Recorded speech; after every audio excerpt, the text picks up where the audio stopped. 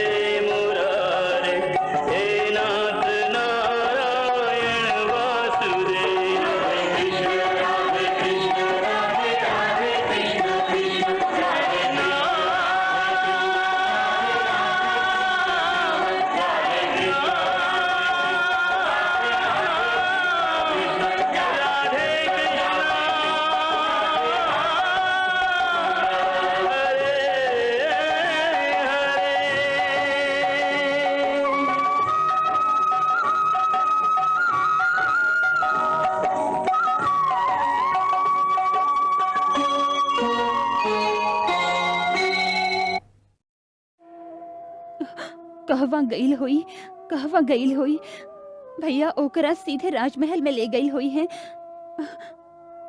भैया का कही है ओकरा से, का करी है ओकरा संगे। देवी, हमके लागत था जे आकाशवाणी भइल रहे, ओ आकाशवाणी के याद कर देवी, याद करा। चिंता के अंधेरा से निकला, आशा के सवेरा होखे वाला बा, आशा के सवेरा होखे वाला बा देवी, होखे वाला बा।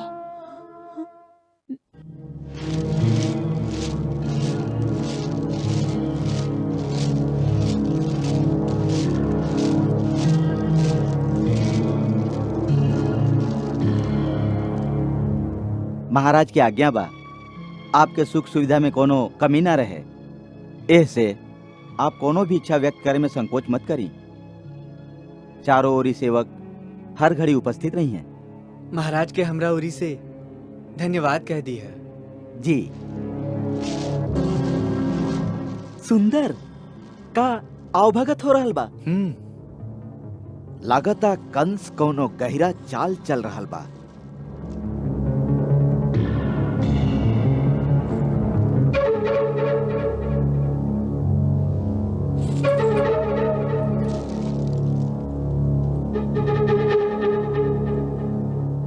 कुछ आ गया? अभी कुछ ना, जरूरत पड़ला पर बुला ले। जी जरूर। स्वामी,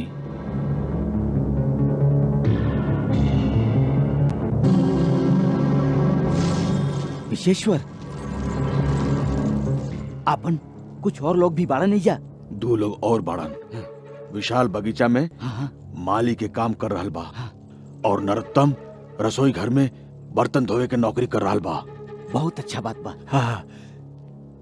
नरोत्तम से कहिया कि वो रसोईया पर नजर रखस, कहीं वो भोजन में कुछ मिला न देवे। स्वामी, यही खातिर ओकरा के वहां रखल गई हा। दाऊ भैया, अखरोट जी तो अपन काम में व्यस्त बाड़न। चली हम लोग चल के तब तक रंगशाला देखावत हैं। देखी तो कि कल के उत्सव के कैसन तैयारी चल रहा है। आप अकेले जाइब? हाँ। ना ना, वहां गई ठीक नहीं खे। वही जगह दिव्य धनुष रखल गई हा जेकर कल पूजा कल जाई। इस समय कंस के सैनिकन के पूरा तरह से पहरा हा वहां। सैनिकन के पहरा हा तो कौनो बात नहीं खे। हम दोनों दूर से ही होकर दर्शन कर ले। काहे अक्रूर जी? हाँ, इनका से कहीं ना कि हमारी चिंता मत करें। तू चिंता मत कर विश्वेश्वर। इनकर रक्षा के भार हम लोगन पर ना, बल्कि हम लोगन के रक्षा के भार इनका पर बा। चली दाऊ भैया, चला।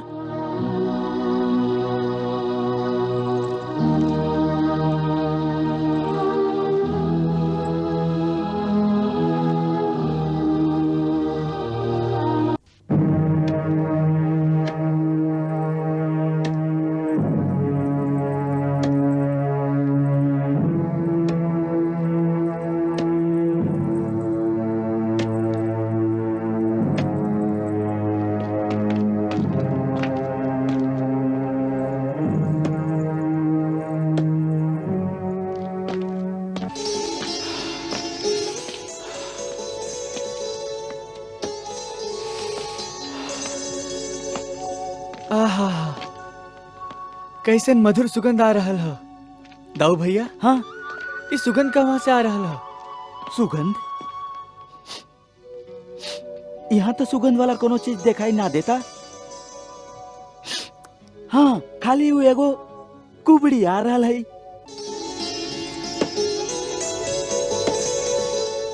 हो सकेला ओकरे पास से सुगंध आ रहा होके।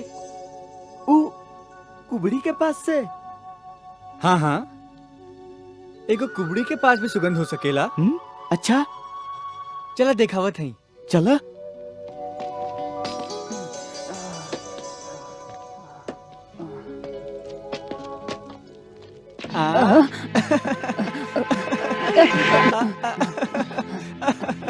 अरे हटा हटा यहाँ से। रास्ता छोड़ा। कैसे छोड़ दें? तुम्हारी डलिया से बड़ा दिव्य सुगंध आ रहा है। का छुपा के रख ले हुए में?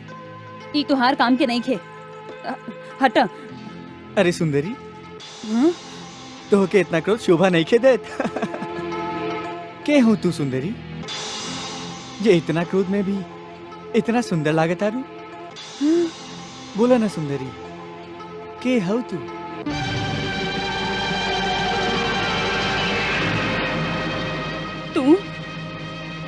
तू हमके सुंदरी कहला?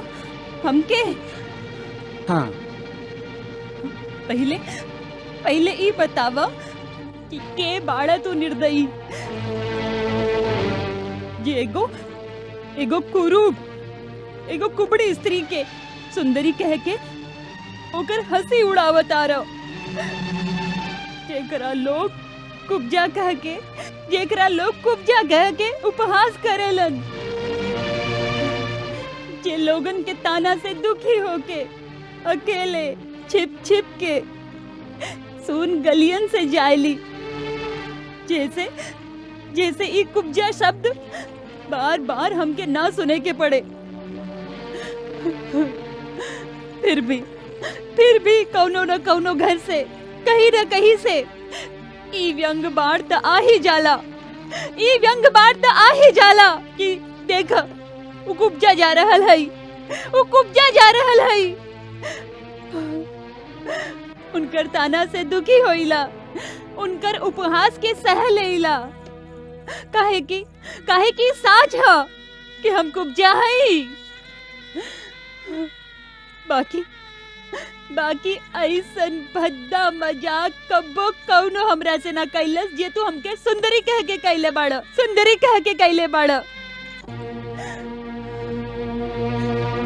छेड़क के ही रहे तो तू हमके कुब्जा कह लेता हम सह लेती। बाकी ऐसन शब्द कह के तू हमार हृदय पर घाव कर दिले बाड़ा। कौनो दुखी दीन व्यक्ति के एह तरह मजाक ना उड़ावे के चाही, जैसे कि ओकर हृदय छल्ली हो जाए।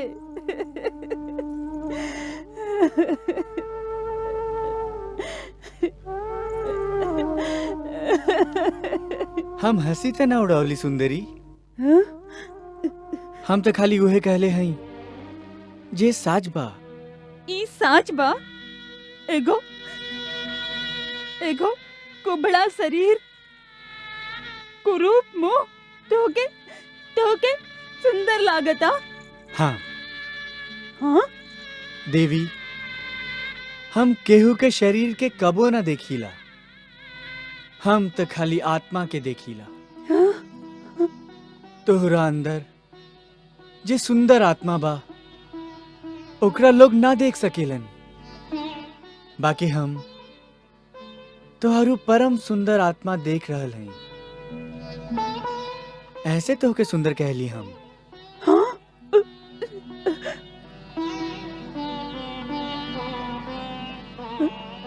आत्मा के सुंदरता के कौन देख ले बा?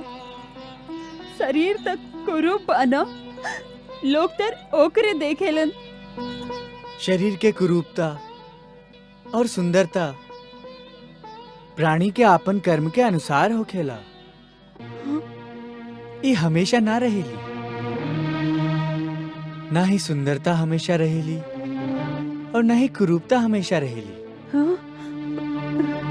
बुढ़ापा में एगो सुंदर शरीर भी मुरझा जाला। जब कर्म के समय बदलेला और पुण्य कर्म उदय होखेला, तब एगो कुरूप शरीर भी कमल के लेखा सुंदर लागे लगेला।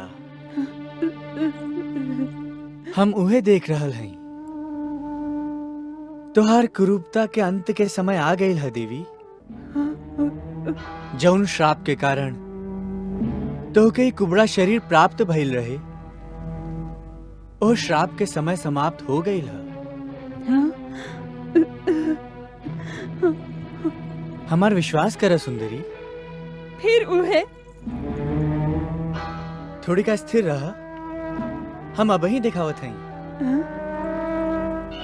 अरे ई का कर रहल बाड़ा?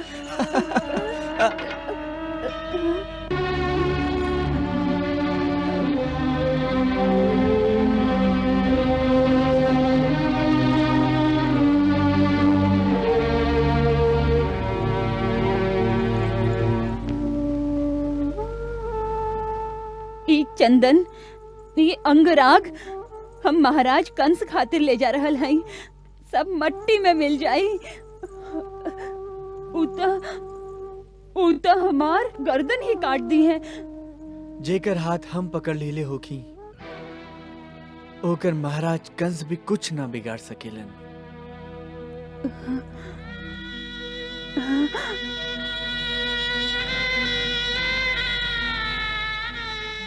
हमार विश्वास कर सुंदरी, हमरा पास आ गईल हो, तब कंस के पास जाए के ना होई। यदि अंगराग के डर बा तई डलिया हमके दे दा, अब एकर सेवन हम करब।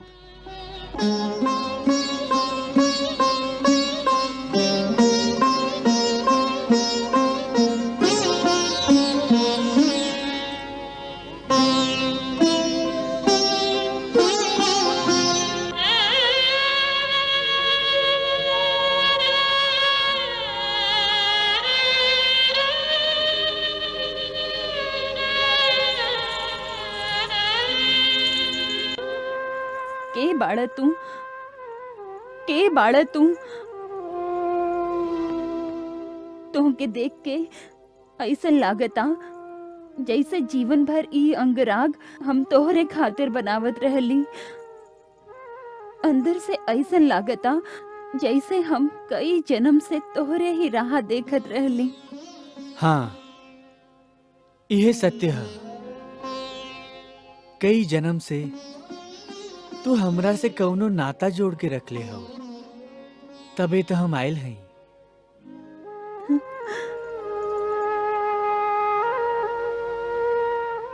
हम जानत नहीं थी कि तू के बाड़ा, बाकी आत्मा के अंदर से केहू आवाज दे रहल बा। ई चंदन, ई अंगराग तक का ह पगली? आपन सर्वस्व इनकर चरणन में समर्पित कर दे। इहे तोहार सर्वस्व बाड़न, इहे तोहार सर्वस्व बाड़न। ले लो प्रभु, ई सब कुछ तोहरे बा। ना ना ना ना, ऐसे ना देव जी। चाहेला आज हम आपन हाथ से तोहार शरीर पर ई अंग राख के लेप करी, जे तरह आज तक हम ओह पापी के शरीर पर लेप करत आ रहल हई, ओही तरह आज तोहार अंग के ई अंग राख से सुगंधित कर देई। चली प्रभु, चली हमार कुटिया तक, चली प्रभु।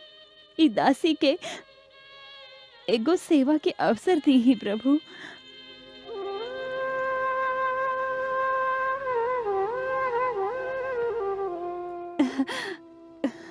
अच्छा बात बा। बाकी तुहार महाराज का कहीं है? कहीं गर्दन काट दी है त? कौन महाराज? तोहके देखला के बाद तो अब हमके न कोई महाराज दिखाई देता, न कोई और। अब त आत्मा के अंदर तक खाली तू ही तू बाड़ा, और कुछ नहीं खे। एगो प्रकाश ही प्रकाश बा, और ओह प्रकाश में जैसे हम डूबत जा रहल हई, डूबत जा रहल हई, जैसे हमार आपन अस्तित्व ही ना रहल।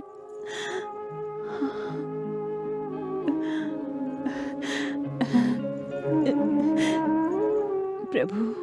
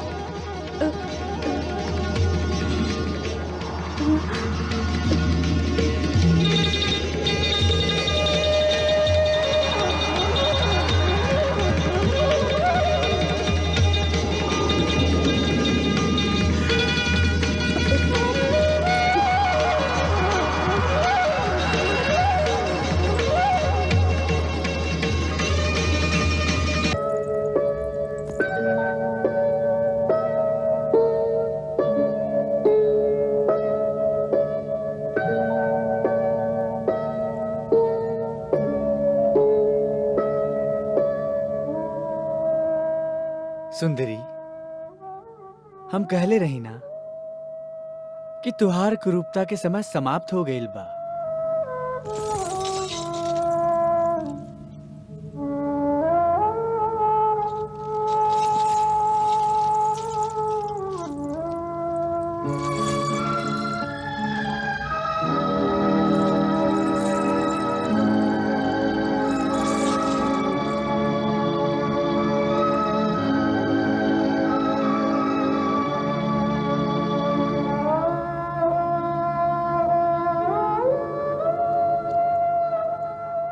बोला, क्या चाहिए?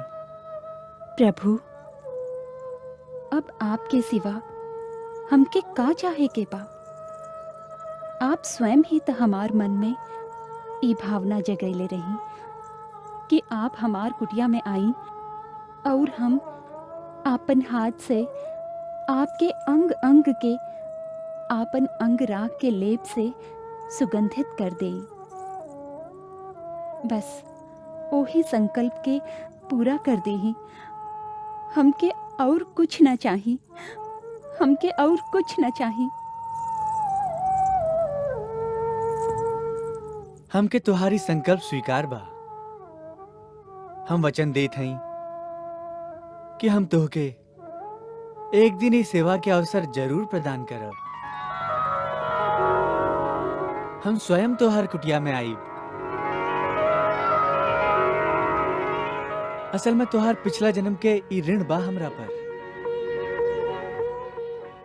जब राम अवतार के समय हम धरती पर आयल रहली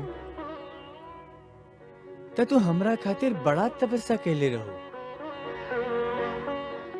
तोहारू तपस्या एह जन्म में जरूर सफल हुई। बाकी आज ना।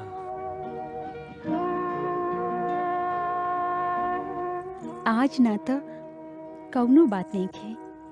जब हम इतना जन्म तक प्रतीक्षा कैले हई तब हम ई जन्म में भी आज से आपन कुटिया में बैठ के ई चरण के प्रतीक्षा करब।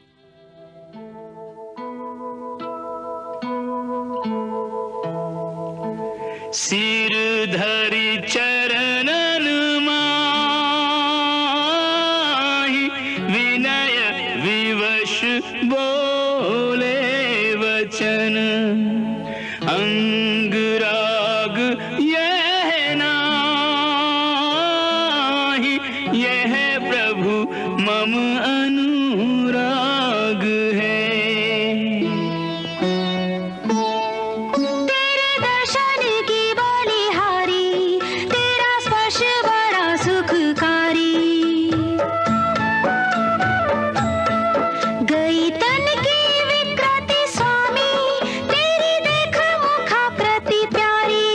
तेरे दर्शन की बलिहारी तेरा स्पर्श बड़ा सुखकारी।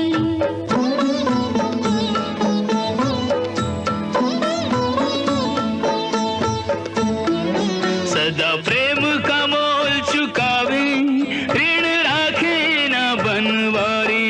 शबरी ने धीरज धर के जैसे राम के राह निहारी। ऐसे ही जन्म भर शाम देखूंगी मैं बात तिहारी।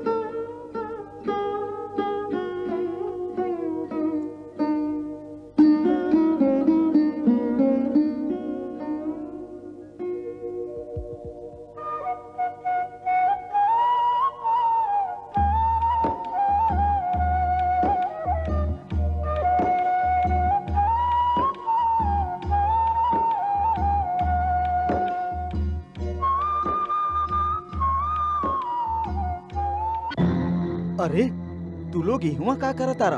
हम लोग भगवान शिव के दर्शन कर रहल हैं। चला चला बाहर से दर्शन करा, अंदर आवे के अनुमति ना है।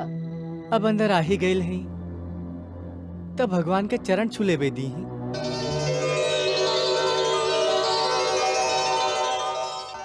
अब आप ही कही ना पंडित जी, हम शिव जी के परम भक्त हैं। अब आ गइल बाड़न त प्रणाम कर लेवे तो आई। जी महाराज।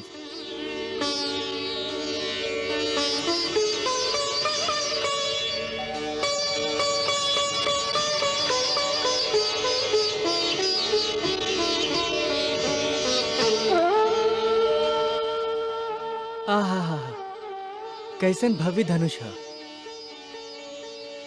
का कल एकरे यज्ञ हुई? हाँ, ई भगवान शिव के ही धनुष है। एकरे खातिर कल मातेश्वर यज्ञ के आयोजन कइल गइल है। थोड़ी का एकरा छू के देख लें।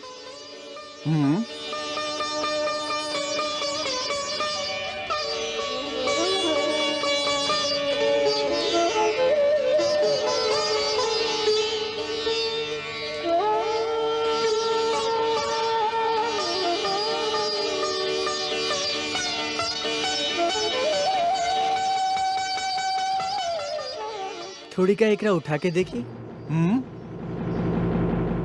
एकरा उठाइबा तू? कोशिश करत हई। बालक, एकरा उठावल कोनो खेल नहीं खे। आज संसार में केहू ऐसा नहीं खे जेकरा उठा के एकरा पर प्रत्यंचा चढ़ा सके। यदि आप आज्ञा दी तो हम एकरा उठा के दिखा सकत हई। अच्छा, प्रयास करो। कृष्णा